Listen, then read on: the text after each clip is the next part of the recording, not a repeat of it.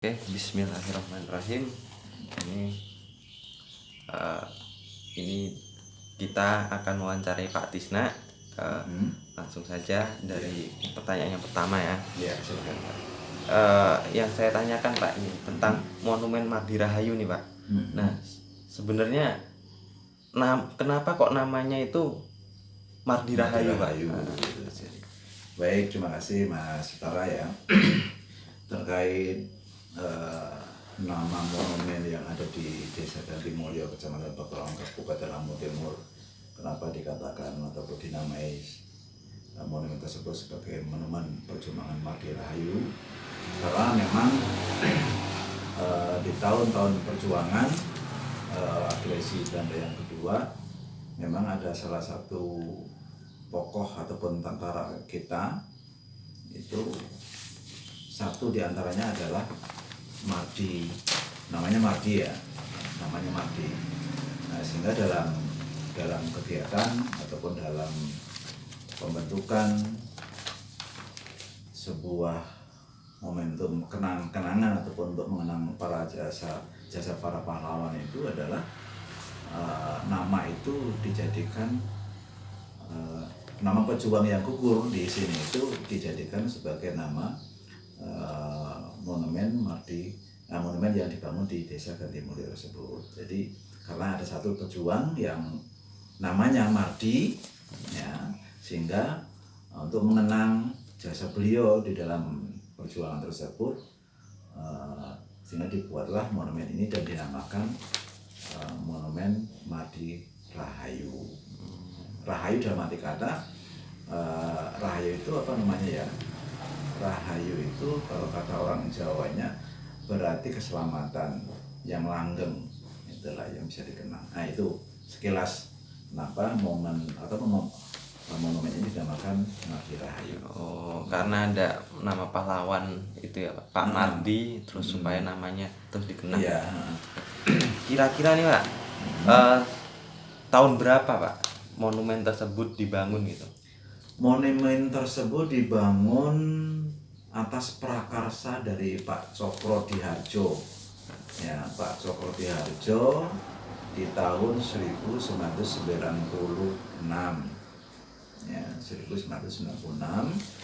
Kala itu Pak Cokro ini beliau sebagai salah satu laskar pejuang yang membantu Bapak Mardi dalam memperebutkan kemerdekaan ataupun mempertahankan kemerdekaan Republik Indonesia tersebut. Jadi atas prakarsa beliau lah, maka beliau mengumpulkan perangkat desa, aparat desa, minta izin untuk dibangun sebuah monumen untuk mengenang perjuangan tersebut. Nah, dalam musyawarah tersebut, alhamdulillah bisa disepakati bersama antara pencetus ataupun pemrakarsa Pak Cokro-Diharjo ini dengan pemerintah desa Gantiwarno waktu itu ya. Karena Gantimulyo ini baru lahir tanggal 6 Desember 2012. Nah, itu dibangun pada tahun 1996 dan diresmikan oleh Komandan Korem Lampung Tengah waktu itu, Bapak Bibit Waluyo. Pas pertama kali beliau tugas di Lampung ya, di Lampung Tengah itu di Lampung Tengah khususnya, itu Pak Bibit Waluyo diresmikan pada tanggal 29 Agustus 1996. Di tahun itulah Monumen Mardi Rahayu ini dibangun. Jadi begitu ya Pak ya. Yang jadi alasannya kenapa monumen tersebut dibangun. Iya. Terus kan tadi udah ada tuh Pak tentang yang terlibat dalam pembangunannya itu kira-kira siapa aja Pak? Yang terlibat dalam pembangunan monumen. Iya. Nah, jadi gini, tadi saya sebutkan pemrakarsa atau boleh dikatakan kata-katanya sponsor ya, utamanya adalah Pak Cokro-Diharjo. Waktu itu berpangkat kopral ya, selaku pembantu dari laskar. Nah itu mengumpulkan warga masyarakat dan perangkat desa Ganti Warno waktu itu ya masih Ganti Warno.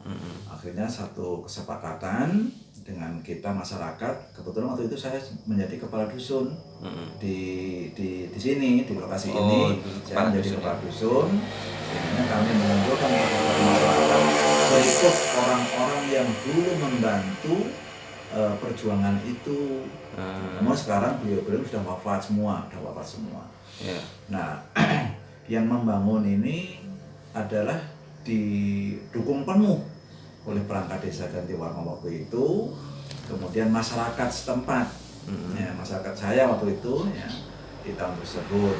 Nah, ini dari gotong royongnya, dari mulai penyediaan materialnya, kemudian tenaganya, sampai ke masalah-masalah yang lain itu didukung penuh oleh masyarakat yang ada di sini.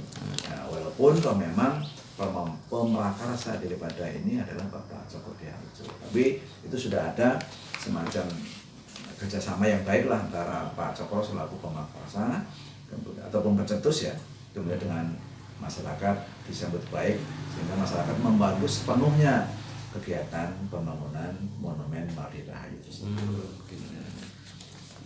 Nah ini Pak, tentang monumennya nih Pak, kenapa kok monumen tersebut dibangun di sebelah situ Pak, di Desa Ganti Mulyo ini, terus lokasinya di gitu. Mengenai lokasi. Ya. Jadi kenapa monumen tersebut dibangun di sini? Karena memang Mas, ya, di lokasi ini ya, di lokasi tempat monumen ini berdiri dibangun itu karena berdasarkan cerita dari Bapak Cokro Diharjo, di sini ujung dari tempat persembunyian pejuang-pejuang kita. Oh, ujung ya? Ya, dari Trimujo atau tempuran itu kan mengarah ke Alesina. Di sini ujungnya daripada gerilyawan kita waktu itu. Nah, waktu itu terus kemudian terjadi sebuah penangkapan tentara Belanda ke tentara kita, sehingga salah satu diantaranya terjadi baku tembak lah ya, dari baku tembak seperti itu.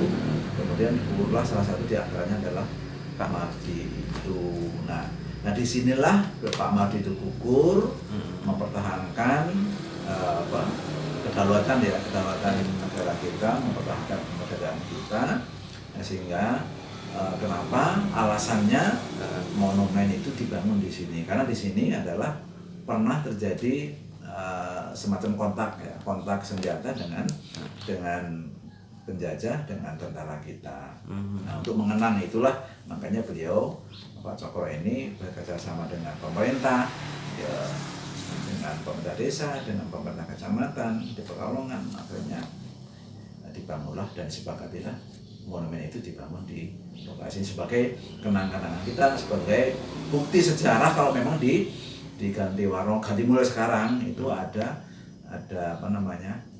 ataupun bekas laskar perjuangan untuk pahlawan-pahlawan. Siap. Jadi seperti itu ya Pak ya. Iya. Nah, kalau untuk bentuknya nih Pak, kenapa kok bentuknya seperti itu Pak? Ada dua patung tentara di atas ya. Kenapa kok bentuknya seperti itu Pak? Apa maknanya itu apa kira-kira? Secara spesifik maknanya tidak ada Mas, itu hanya spontanitas, rumusan kita saja bentuknya seperti itu. Dan itu pun monumen itu dibangun di atas tanah hibah Mas. Oh, tanah hibah masyarakat. Waktu itu Mbah Atomo Utomo ya, tanahnya milik Mbah Atomo Utomo, dihibahkan tanah seluas 10x10. Nah spontanitas saja kita selaku yang masalah pembangunan itu, spontanitas saja membuat itu seperti itu.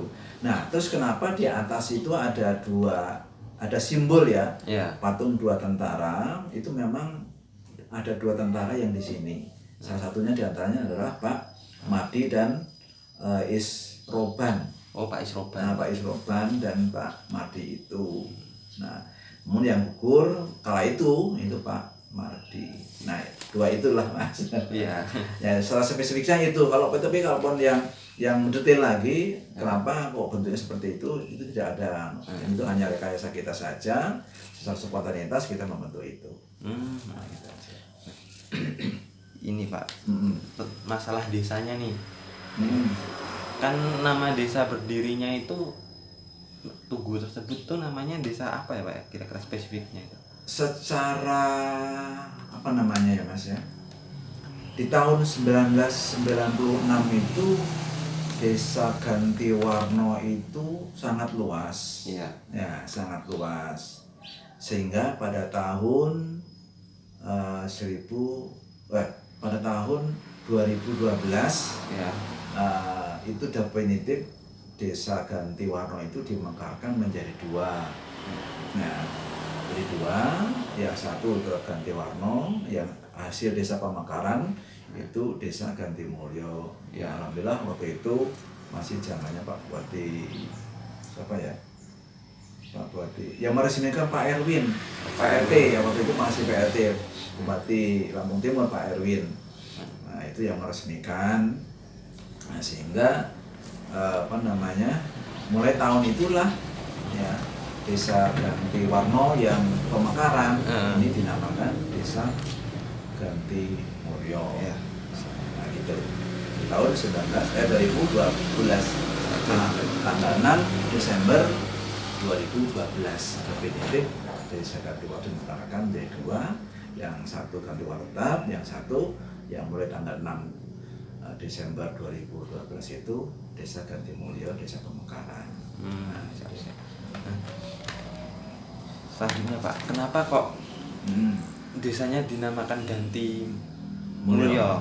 Toponiminya apa Pak? Oh gini, pada awalnya sewaktu kita mengajukan proposal pemekaran desa, waktu itu kan kebetulan pemerintah Kabupaten Lampung Timur ada kans untuk pemekaran wilayah, dan di Lampung Timur ini ada 7 desa yang dimekarkan kala itu. Nah, salah satunya adalah untuk di Kecamatan Pekalongan Gantiwarno itu, dan kalau tidak salah lagi di sebelah selatan Pekalongan itu Adirjo. Nah, kenapa kok Gantimulyo namanya? Iya. Nah, itu singkat ceritanya gini Mas.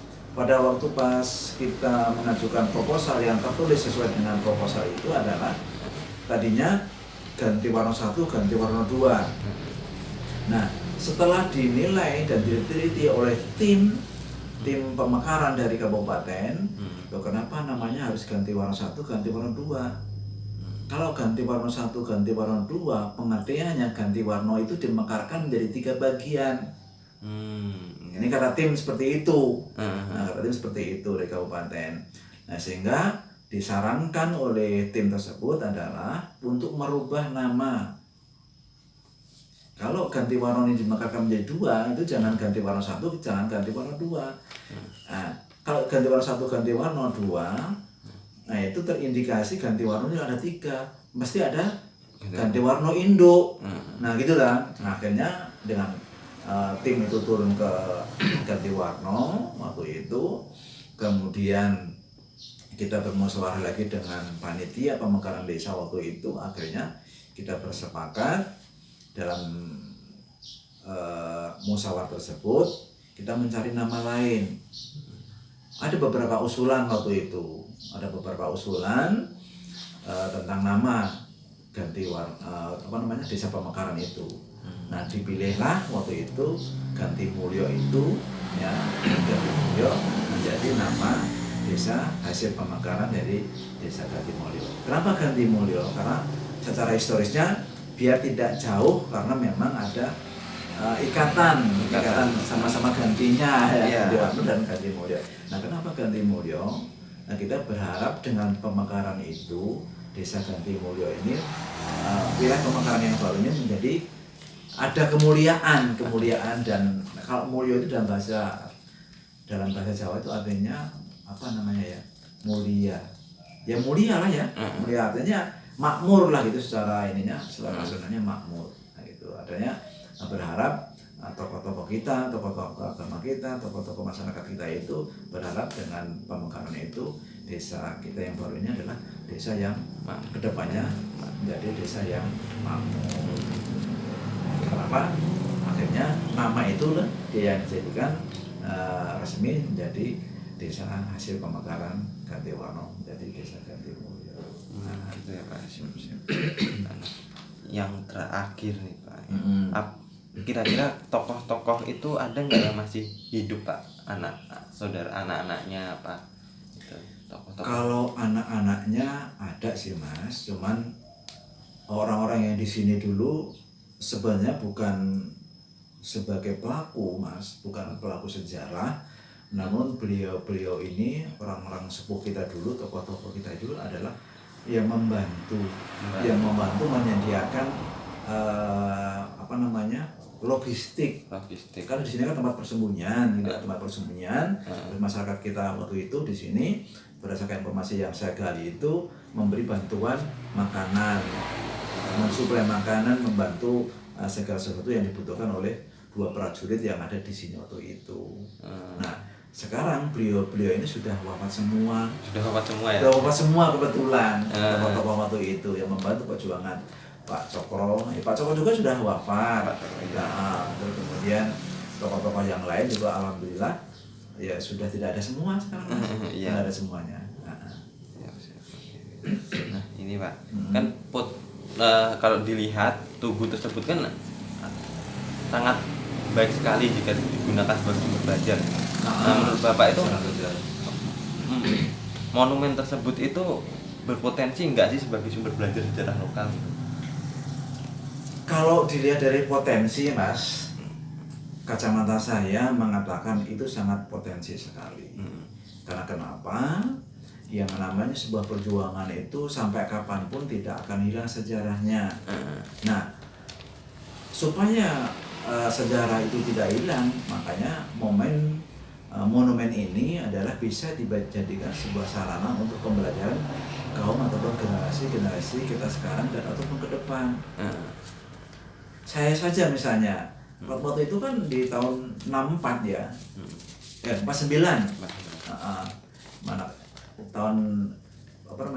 monumen ini kan monumen perjuangan 1949. Jadi agresinya di 49 itu. Dari setelah merdeka sebenarnya, ya setelah merdeka ada agresi, ada pertahanan tentara kita yang berikutnya kan ada agresi Belanda itu kan. Nah, makanya monumen perjuangan Madi Rahayu perjuangan 1949. Nah, sebenarnya itu bisa masih dijadikan sarana pembelajaran bagi generasi ke depan. Karena kenapa? Sejarah sangat penting.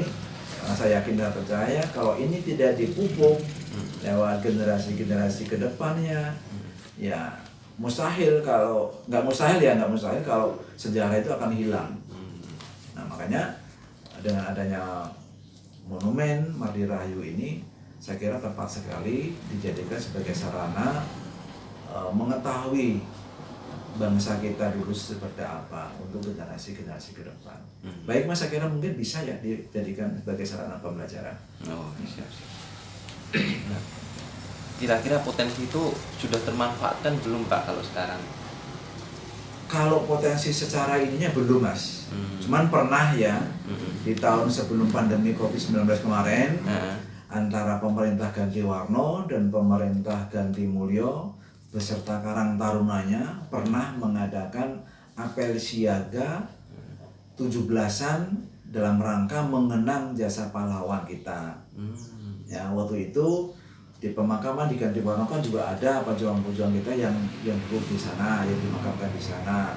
Kemudian di sini juga ada mantan tentara kita yang yang sudah wafat dimakamkan di tempat kita juga. Makanya waktu itu sebelum zaman pandemi ya COVID-19 itu pernah diadakan semacam kegiatan napak tilas ataupun penghormatan kita sebagai bentuk rasa kita, sebagai bentuk kebanggaan kita terhadap pejuang-pejuang kita dulu, mengenang jasa-jasanya, sehingga waktu itu diadakan apel bersama ataupun menelusuri jejak sejarah itu. Nah, diadakanlah upacara penghormatan itu di pemakaman di Gantiwarna dan juga di pemakaman di desa Gantimulyo. Pernah itu Mas? Pernah ya? Pernah. Nah itu kemudian kita kumpul semuanya waktu itu di di monumen ini. Nah, kumpul semua dari Pak Camatnya juga. Waktu itu kalau nggak salah ada juga dari beberapa tokoh juga ada, dari Kades Gantimorno juga ada, tokoh-tokoh masyarakat juga ada, kawan-kawan juga ada, tokoh masyarakat juga ada. Nah, kami jelaskan waktu itu di situ. Ya, waktu itu saya jelaskan sampai ini monumen ini terbentuk seperti apa dan bagaimana. Sekilas saya jelaskan waktu itu. Yang baru itu saja Mas, pemanfaatan secara apa namanya? Kalau secara pembelajaran yang ini belum ada. Namun pernah kita pergunakan untuk apa namanya, sarana kita untuk menjelaskan kepada masyarakat waktu itu pas kegiatan memperingati hari 17 Agustus. Kalau pandangan masyarakat tentang monumen tersebut tuh bagaimana, Pak? Kalau pandangan masyarakat? Kalau pandangan secara umum ya Mas, saya merasa belum seberapa ini ya Mas. Tapi tetaplah mereka dengan adanya patung monumen yang ada di Gantimorno ini, mereka secara tidak langsung itu memahami Mas, memahami bahwasanya di Desa Gantimulyo ini pernah ada satu gerakan perjuangan pahlawan kita. Itu saya kira hanya sebatas itu. Jadi pemahaman mereka masih ya, karena ya namanya masyarakat di kampung ya, di desa. Jadi belum bisa menjadikan monumen ini sebagai sebagai bentuk rasa terima kasihnya kepada pahlawan. Namun secara tersirat, ya, itu tadi yang secara tersurat ya, tapi secara tersiratnya itu adalah mereka juga memahami dan mengerti bahwa dulu di sini pernah ada sebuah gerakan, makanya di situ dibuatlah tugu perjuangan tersebut.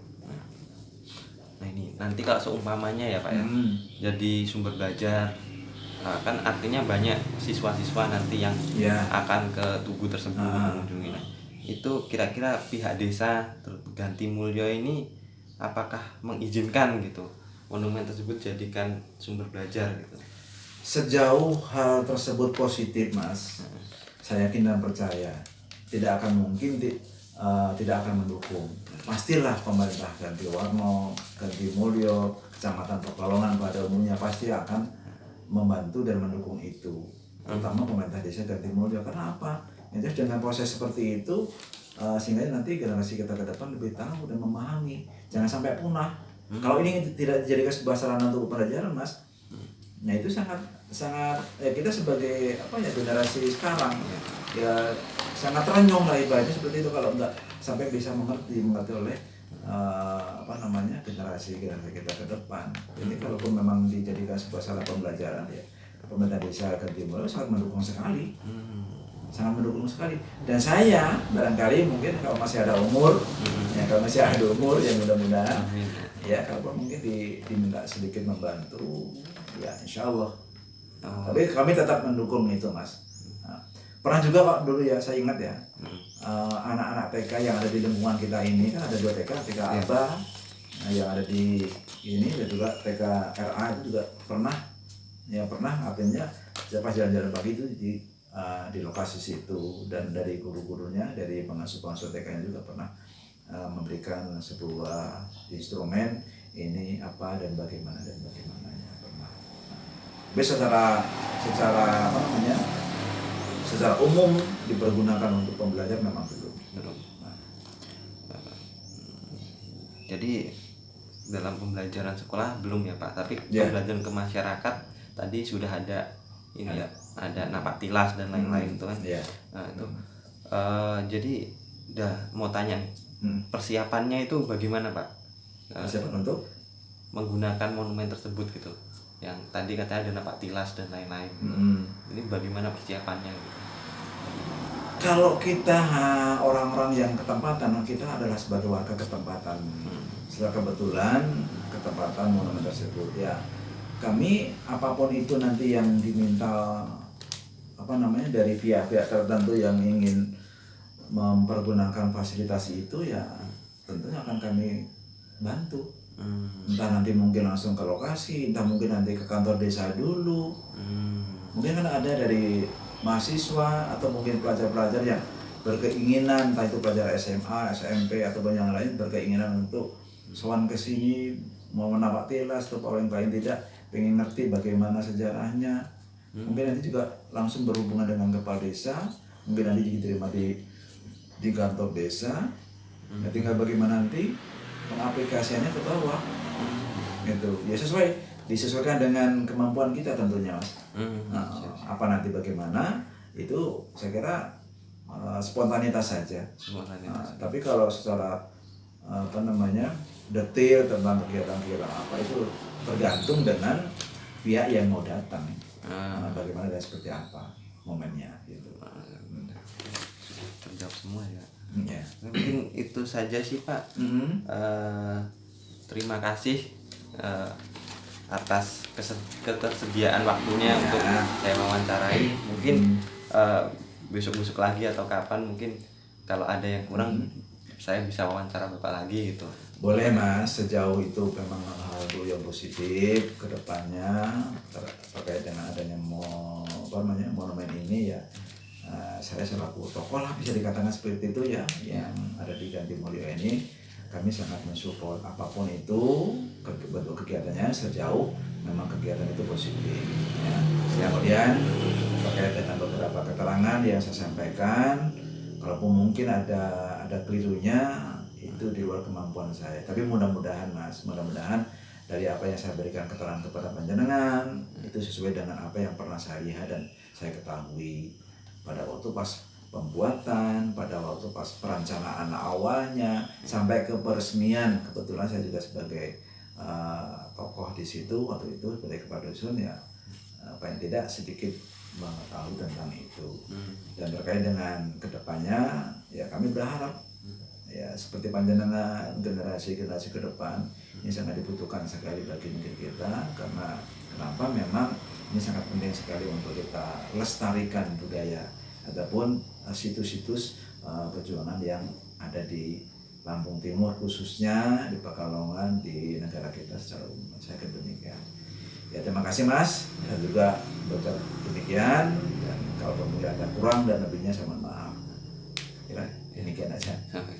Terima kasih Pak. Sama-sama. Ya.